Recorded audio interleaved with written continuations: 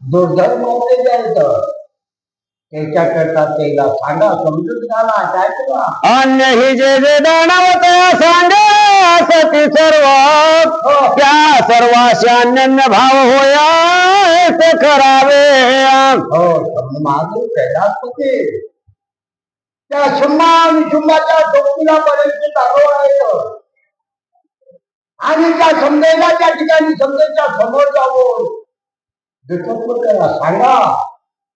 की सांगल्यामुळं त्यालाही त्या ठिकाणी बोध होईल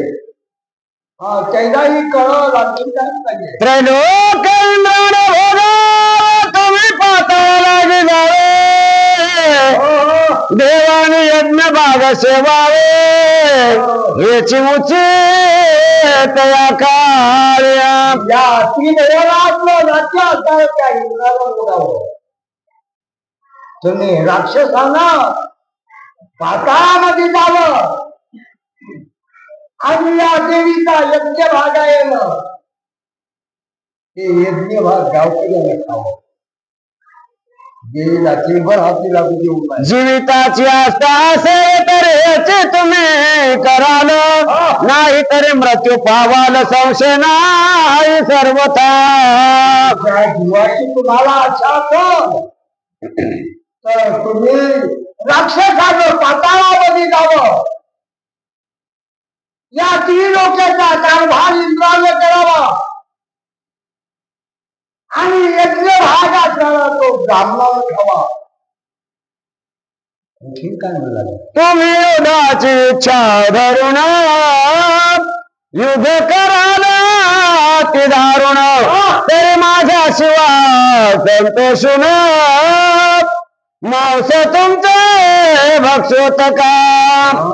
तुम्ही करता युद्धाची आशा करू त्या देवी बरोबर युद्धाची कर्म होऊ लागले तर माझं लहान तुमचं एक दिवस रक्त केल्याशिवाय तुमचा मास काढल्याशिवाय समाधान नाही देवीने या प्रकार सांगून शिवासी पाठविले जाण म्हणून तिथे नाम विधान शिवदूत झाले त्या शर्म महादेवाला सर्व त्या नदीच्या देवीनं सांगलं हिला सांगा